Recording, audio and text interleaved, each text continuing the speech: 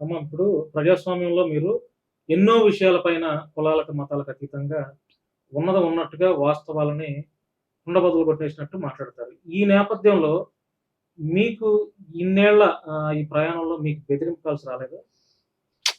రాలేదు. హ్మ్. రాలేదు. నా వెనకమాల ఒక కమ్యూనిస్ట్ పార్టీ ఉంది. హ్మ్. అందుకని రావు నాకు బెదిరింపు అంటే కాల్స్. ఈ మధ్య ఉన్నదున్నట్లు అరే ఇది జరిగింది, అక్కడ జరిగింది యాక్సిడెంట్ రా అంటే అది యాక్సిడెంట్ కాదు ఇంకోటి జరిగింది అని చెప్పినా కూడా ఉన్నదున్నట్టు చెప్పినా కూడా ఫోన్ కాల్స్ చేసి బెదిరింపులు చేసేస్తున్నారు. నాకు చెయ్యరు. ఎందుకంటే హ్మ్. నేను ఎవరిని అధికంగా వెనకేసుకురాను. హ్మ్. ఎవ్వరిని అధికంగా విమర్శించను. హ్మ్. నేను విషయానికి ఇచ్చే ప్రాధాన్యత జ్ఞానంతో మాట్లాడతారు. నేను సబ్జెక్ట్‌తో మాట్లాడతారు. విషయానికి ప్రాధాన్యత ఇస్తా గాని వ్యక్తులకు ప్రాధాన్యత ఇవ్వను. అందుకని నా మీ జోలికి రారు. హ్మ్. పైగా ఇంకొకటి ఎవరైనా ఆ విషయాల వెనక ఉన్న వ్యక్తులు నా జోలికి రావాలంటే నా వెనకున్న పార్టీని చూసి ఆగుతారు. హ్మ్. అందుకని కమ్యూనిస్ట్ పార్టీ. నేను ఒక వ్యక్తిని కాదు. నేను అదే మీ వెనక ఒక సంఘమే ఉంది. ఒక పార్టీ ఉంది. హ్మ్. అలాగే మేము మహిళలం కూడా ఇక్కడ అన్ని పార్టీలకు సంబంధించిన ఒక బీజేపీ తప్పితే హ్మ్.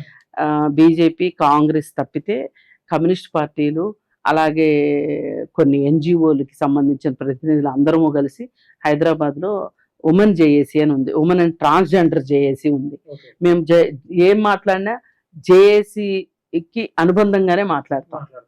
అందుకని మా వెనక జేఏసీ ఉంది. హ్మ్. అందుకని నేను ఎవ్వరికి భయపడి నేను సత్యం మాట్లాడేంత వరకు ధైర్యంగా ఉన్నదున్నట్టు మాట్లాడేంత వరకు నేను వ్యక్తుల జోలికి వ్యక్తిగతంగా వెళ్ళనంత వరకు నాకు ఏ ప్రమాదం ఉండదని నేను అనుకుంటున్నా. హ్మ్.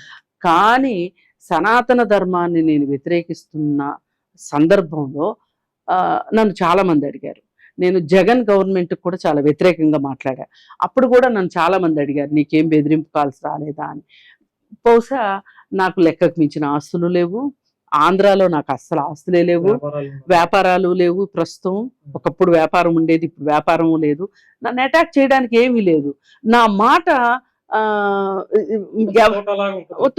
ఇప్పుడు ఈ మాటలో నేను ఎవరినైనా నా సొంత ప్రయోజనం కోసం వెనకేసుకొస్తే అనుకుంటా. ప్రజాస్వామ్యం కోసం ప్రజల కోసమే కదా మీరు మాట్లాడేది. అందుకని నా జోలికి ఎవ్వరూ రారు. అంటే ఒకసారి గ్యాస్ సిలిండర్ రేట్లు పెంచారని చెప్పి హుస్సేన్ సాగర్ లో గ్యాస్ సిలిండర్ వేసాం నిరసన కార్యక్రమం. దానికి కేసు పెట్టారు. అది ఇప్పుడు కోర్టు నోటీసులు వచ్చినాయి. తిరగాలి కొంచెం కొన్నాళ్ళు తిరుగుదాం. మరి ఉద్యమాలు చేసినప్పుడు ఆ మాత్రం రాకుండా ఎలా ఉంటాయి. అలాగే ఒకసారి నేనేదో యూట్యూబ్ కాదు ఏదో ఛానల్ మీటింగ్లో మాట్లాడేటప్పుడు ఒక చర్చా వేదికలో మాట్లాడేటప్పుడు నా మీద ఒక ఆయన SC/ST అట్రాసిటీ కేసు పెట్టారు. కేసు పెడితే నన్ను పోలీస్ స్టేషన్ వాళ్ళు పిలిపించి నేను చెప్పాను ఏమండి నా భావజాలం ఇది. నా భావజాలం ప్రకారం నేను మాట్లాడాను. అక్కడ హమారా ప్రసాద్ కూర్చున్నారా ఇంకొకరు కూర్చున్నారా నాకు సంబంధం లేదు. నేను నా భావజాలాన్ని నేను చెప్పాను. పైగా నేను చెప్పిన ప్రతి మాటకి న్యూస్ పేపర్ కట్టింగ్స్ కూడా ఉంటాయి నా దగ్గర. లేదు అనుకుంటే సెల్ ఫోన్లో వీడియోస్ ఉంటాయి. దాన్ని అతిక్రమించి నేను మాట్లాడలేదండి. మరి ఇది మీకేమైనా తప్పు అనిపిస్తుంది. నేను కులం పేరు పెట్టి మాట్లాడలేదు. ప్రసాద్ అని కూడా నేను మాట్లాడలేదు అని చెప్పాను. సరే మేడం మీరు వెళ్ళండి మీ మీద అయితే కేసు ఉండదు అని చెప్పారు. అంటే వాళ్ళు ఛార్జ్ షీట్ వెయ్యాలి అంటే కనీసం ఆధారాలు ఉండాలి కదా. పైగా ఎఫ్ఐఆర్ చేయలే. ఎఫ్ఐఆర్ కూడా చేయలేదు. నోటీస్ ఇచ్చారు నాకు. నాతో మాట్లాడిన తర్వాత ఆ కంప్లైంట్ కి నాకు నోటీస్ ఇచ్చారు. నేను వెళ్ళి మాట్లాడిన తర్వాత పైగా ఇంకొక లూప్ హోల్ ఏంటంటే ఇంకొక ప్యానెల్లో ఇంకొక ఆమె ఎస్సీ ఆమె ఒక ఎస్సీ మీద ఎస్సీ అట్రాసిటీ కేసు అంటే దాన్ని బట్టి వాళ్ళకి అర్థమైంది ఇది అంత దొంగ కేసు, ఫాల్స్ కేసు అని. సో అది అంతటితో అయిపోయింది. ఇట్లా మా ఉద్యమాల్లో అప్పుడప్పుడు అరెస్ట్ అవుతుంటాము. ఒక 2 గంటలు 3 గంటలు పోలీస్ స్టేషన్. ఒక్కొక్కసారి ఏం చేస్తారు, ఒకసారి గాంధీ హాస్పిటల్ ఏదో జరిగిందని మనం జేఏసీ పిలుపు మేరకు వెళ్తే మమ్మల్ని లేదు ఏంటి మాట్లాడడానికి పిలుస్తున్నాం రండి అని చెప్పి పోలీస్ వ్యాన్ ఎక్కిచ్చేసుకుని మేము కూడా నిజంగానే మాట్లాడడానికి మీరు తీసుకెళ్తున్నారు కావచ్చు అనుకుంటే తీసుకెళ్ళి ఎక్కడో ఊరవతల పోలీస్ స్టేషన్లో పెట్టి 3 గంటల నుంచి వదిలిపెట్టారు. అప్పుడు మళ్ళీ గాంధీ హాస్పిటల్కి వచ్చి మేము మాట్లాడటం జరిగింది. వదిలేదేమీ లేదు. మాట్లాడాలనుకున్నది అన్యాయాన్ని ప్రశ్నించడమే. బాధితుల పక్షాన ఉండేది. అది ఎవరికన్నా కష్టం కలిగిస్తే వాళ్ళ కర్మ. మన భారతదేశంలో 100 కోట్ల మంది జనాభా ఉంటే అందులో అందరూ బయటకొచ్చి మాట్లాడరు. ప్రతి విషయం మీద వాళ్ళు గొంతెత్తి వినిపించరు. మనకెందుకులే, అరే మన మీద కేసులవుతాయి, భయపడతారు. కానీ మీలాంటి వాళ్ళు కూడా ఉండాలమ్మా. లేకపోతే ఎందుకంటే ఎట్లా అండి? లేకపోతే ఈ సమాజాన్ని ప్రశ్నించే వాళ్ళు కూడా లేకపోతే అరాచకవాదులు ఎక్కువవుతారు. ఇప్పుడు అరాచకాలు ఎక్కువైపోతాయి. మొదలుగా కమ్యూనిస్ట్ పార్టీ ప్రతిదీ ప్రశ్నిస్తుంది. ప్రశ్నిస్తది కమ్యూనిస్ట్ పార్టీ ప్రశ్నిస్తుంది. అంటేనే. ఇప్పుడు ఆయన పేరేంటి, పవన్ కళ్యాణ్, ఉమ్, నేను సనాతని అని చెప్పి మాట్లాడుతున్నాడు. అవును. ఏంది నీ సనాతనం ఏంటి ఇప్పుడు ఈ కాలంలో సనాతనం ఎట్లా పనికొస్తది అని చెప్పి ప్రశ్నిస్తుంటే ఆయన దగ్గర సమాధానం లేదు. పూర్తిగా చదివి కూడా ఉన్నాడు ఆయన. చదవటమా పాడా ఏవో చాలా పుస్తకాలు. ఇక్కడ 2 లక్షల పుస్తకాలు. కేసీఆర్ 80,000 పుస్తకాలు అంటే ఆయన ఇంకొంచెం ముందుకెళ్ళి 2 లక్షల పుస్తకాలు అన్నాడు.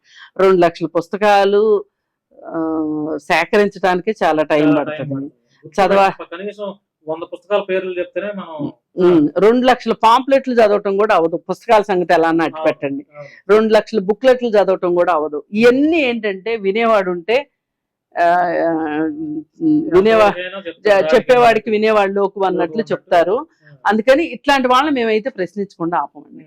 అమ్మ, మీ దృష్టిలో కులం గొప్పదా, మతం గొప్పదా, మానవత్వం గొప్పదా, మనిషి గొప్పవాడా? మనిషి మానవత్వమే గొప్ప. చివరికి అవే మిగులుతాయి. కానీ ఈ రోజు ఒకప్పుడు కులం పేరుతో గొడవలు జరిగేవి, ఇప్పుడు మతం పేరుతో గొడవలు జరిగి చంపుకునే పరిస్థితి వచ్చింది. దీని మీద మీరేమంటారు? మన అమాయకత్వం అంతకంటే ఏమి లేదు. అసలు మతం మనకి ఏమిస్తుంది? ఏమి ఇవ్వదు. ఏమి ఇవ్వదు. అది ఒక మత్తుమందు నా దృష్టిలో. ఒక నైతిక మద్దతునైతే ఇస్తది, కానీ ఆ మతాన్ని కూడా చాలా మందికి దూరం చేసిన దుర్మార్గులు కూడా ఉన్నారు. ఇప్పుడు గుడికి వెళ్ళేవాడిని గుడికి వెళ్ళనివ్వలే, సరే వీడు గుడికి వెళ్ళనివ్వట్లేదు కదా అని చెప్పి చర్చికి వెళ్దామంటే అప్పుడు గుర్తొస్తుంది వీడు హిందూ మతంలో పుట్టాడు అని. మరి గర్వాప్సి అంటున్నారు. ఎంతమంది గర్వాప్సిని, ఏ స్థాయి వాళ్ళని గర్వాప్సి చేసుకుంటున్నారు మీరు? ఇప్పుడు మీ ఇంటికి భిక్షం కోసం నేను వచ్చానమ్మా, మీరు భిక్షం నాకు వేయకపోతే పక్కింటికి ఎందుకు వెళ్తాను? ఏదో అన్నం ఏదో మీరే పెడితే మీ దగ్గరే ఉంటాను కదా. మరి ఇప్పుడు తప్పు మీ దగ్గర పెట్టుకొని. అవును, 100% మీరు మీ గుడులకు వాళ్ళని, ఈ గుడులు మావి అని హిందూ మతంలో పుట్టిన వాళ్ళని మీరు గుడులకు దూరం చేశారు కాబట్టి వాళ్ళు చర్చిలకు వెళ్ళారు. అంతే, అంతకు మించి ఇంకేమీ లేదు. మీకు ఈ రోజుకి ఆ తప్పును సరిదిద్దుకోవాలని లేదు. అందుకే కేరళలో ఒక ఉద్యమం వచ్చింది. అసలు వాళ్ళెవరో కట్టుకున్న గుడ్లకి మనం వెళ్ళటం ఏంటి? మనమే ఓ గుడ్డి కట్టుకుందాము, అది తాటాకులతో కట్టుకుంటామా లేకపోతే దేంతో కట్టుకుంటామో, పందిరేసుకుంటామా, పందిరిలో రాయిని పెట్టుకుంటామా, మన గుడి మనది అని చెప్పి చాలా గుడులు అలా కట్టుకున్న గుడులు ఉన్నాయి. అయితే ఈ కాలానికి నేనేం చెప్తానంటే అసలు ఏ గుడి అక్కర్లే, నీ పనే ఒక దేవాలయం. నీ పని, నువ్వు మనం చేసే పనే ఒక మానవ సేవే మాధవ సేవ అనుకొని మీరు అసలు వెళ్ళాలనిపించే వాళ్ళు వెళ్ళండి, అది వేరే విషయం. కానీ ఒక్కటైతే గుర్తుపెట్టుకోవాలి, నీ దేవుడు గొప్ప, రెండో వాళ్ళ దేవుడు గొప్ప కాదు. అంటే రెండో వాళ్ళ దేవుడు నీచుడు, నా దేవుడు గొప్పవాడు అనే తత్వం లేకుండా నీ దేవుణ్ణి నువ్వు నమ్ముకో. నీ దేవుడు నీకెంత గొప్ప, పక్క వాళ్ళ దేవుడు పక్క వాళ్ళకు కూడా అంతే. ఎవరి మదర్ వాళ్ళు, మీ అమ్మ గొప్పదా నా అమ్మ గొప్పదా అంటే ఏం చెప్తాం? అమ్మ ఎవరి అమ్మ వాళ్ళ గొప్పది అంతే. ఎవరి అమ్మల్ని వాళ్ళని గౌరవిస్తూ ఎదుటి వారి అమ్మల్ని కూడా గౌరవించాలి. కానీ గౌరవించకపోయినా తిట్టకపోతే క్రియేట్ చేస్తున్నారు. ఇది చాలా దుర్మార్గం. ఇదంతా ఏంటంటే ఒక ఫైట్. అంటే వీళ్ళని మాటల ద్వారా భయపెట్టి మన మతంలోనే ఉంచుకోవాలని కూడా కాదు, వాళ్ళకి అసలు ఏ మతం లేకుండా మన మతంలోకి రానివ్వద్దు, ఆ మతంలో ఉండొద్దు, వాళ్ళు త్రిశంకు స్వర్గంలో ఏలాడాలి వీళ్ళ దృష్టిలో.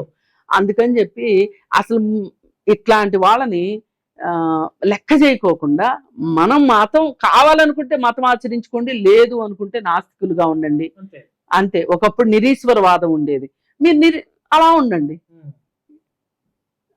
ఏదైనా అంతే కదా, నమ్మేవాడిది ఎంత నమ్మకమో నమ్మని వాడిది కూడా అంతే నమ్మకం.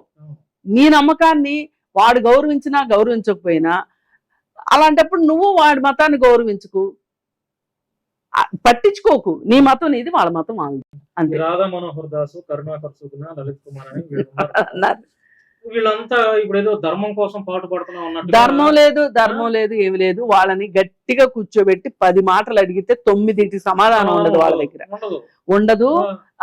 అసలు కాదండి, వీళ్ళు వ్యాపారం చేస్తున్నారు. వ్యాపారం చేస్తున్నారు. అసలు నిజంగా హిందుత్వానికి ద్రోహులు ఎవరు ఉన్నారంటే వీళ్ళే, అసలు ద్రోహులు వీళ్ళు. నేను అదే చెప్తాను ఎప్పుడు, హిందువులకి నిజమైన ద్రోహులు వాళ్ళు. మతం మారిన క్రిస్టియన్స్ మతం మారిన వాళ్ళు కాదు వీళ్ళు, నిస్సహాయులు. వీళ్ళకి ఏం తెలుసు? అక్కడికి వెళ్తారు, భజన చేసుకుంటారు, ఇంటికి వస్తారు. వాళ్ళకి పని చేయిందే పొట్టగడవని వాళ్ళే ఉన్నారు ఇక్కడ. అక్కడేమో తిండి ఎక్కువయ్యి బొజ్జలు పెరిగిపోయి ఎవడి మీద రాయేద్దామని చూసే వాళ్ళు ఉన్నారు అటు సైడు.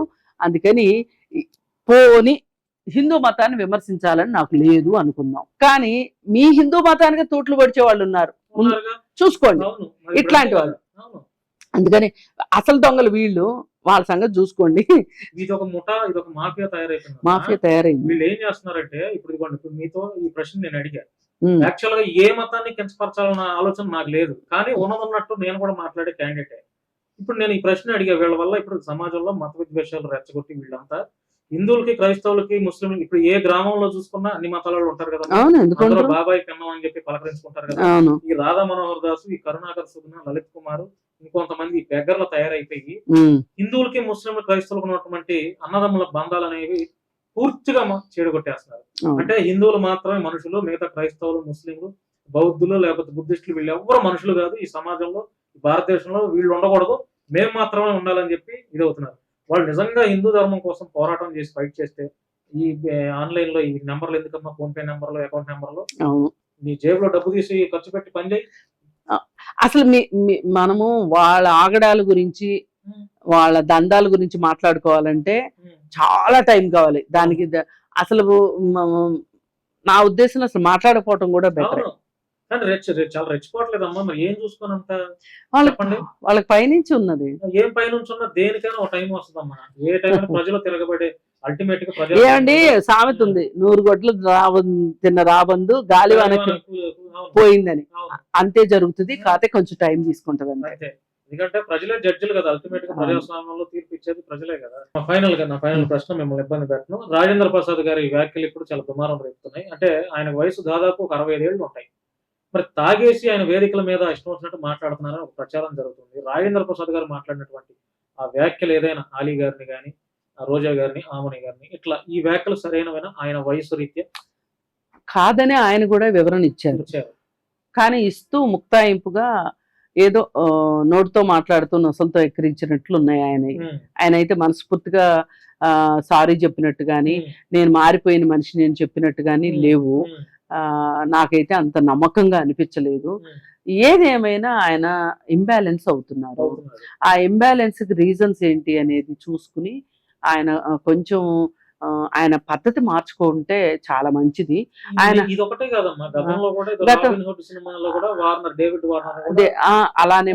అలాగే మాట్లాడారు. అలాగే షష్టిపూర్తి సినిమాలో కూడా ఏ నల్లపిల్ల ఇట్రా అంటే బాడీ షేమింగ్ చేయటం కరెక్ట్ కాదు. అది పర్సనల్ లెవెల్లో 2-3 కూర్చున్నప్పుడు చేసుకునే మాటల్ని ఒక వేదిక మీద మాట్లాడడం కరెక్ట్ కాదు. ఇప్పుడు ఆయన ఏంటంటే వీళ్ళందరికన్నా నేను సుపీరియర్, వీళ్ళందరికన్నా నేను పెద్ద నటుడిని, వీళ్ళందరికన్నా నేను వయసులో పెద్దవాడిని, కాబట్టి నేనేం మాట్లాడినా చెల్లుబాటు అయిపోతుంది అనే ఒక ఉద్దేశంలో ఆయన ఉంటారు. ఆయన అలా ఉండటం వెనకమాల ఆయనకి ఒక జిల్లా ఫీలింగ్ ఉంది, ఒక కులం ఫీలింగ్ ఉంది, ఆయన డబ్బులు సంపాదించిన ఫీలింగ్ ఉంది, ఆయన కీర్తి ప్రతిష్టలు ఉన్నాయి. ఇవన్నీ మనిషి ఎదిగే కొద్దీ ఒదిగేలా ఉండాలి కానీ మరి చివరికి చెప్పాల్సి వచ్చింది. కానీ నేను కెమెరాలు లేవనుకుని అలా మాట్లాడానని ఒక ముక్తాయింపు ఇచ్చారు. అంత పెద్ద మీటింగ్ లో కెమెరాలు ఉండవని ఎలా ఉంటాయి? అందుకని ఏంటి అంటే ఆయన ఏదో ఒక ఇబ్బంది, మానసిక పరమైన అసమతుల్యతలో ఉన్నారనిపిస్తుంది. కొంచెం ఏదో సినిమాలో డైలాగ్ అన్నట్లు కొంచెం వీడిని ఎవరికైనా చూపించండి అంటారా బాబు అన్నట్లు ఈయనకు కూడా కొంచెం ఆ విధంగా ఏదైనా అవసరమేమో అది మరి కుటుంబ సభ్యులు చూసుకోవాలి. మరి ఆయనకు కూడా కొంచెం విషాదాలు ఉన్నాయి, అందరి జీవితాల్లో ఉన్నట్లు ఆయనకి విషాదాలు ఉన్నాయి. కాకపోతే ఏంటంటే దాని నుంచి బయటికి రావాలి. అమ్మా థ్యాంక్ యూ అమ్మా, పిలవగానే మా స్టూడియోకి వచ్చారు, మీ విలువైన సమయం మాతో కేటాయించారు, ధన్యవాదాలు. సో ఇది ఫ్రెండ్స్, కృష్ణకుమారి గారితో కొన్ని విషయాలు మాట్లాడించే ప్రయత్నం చేశాను. ధన్యవాదాలు. Thank you.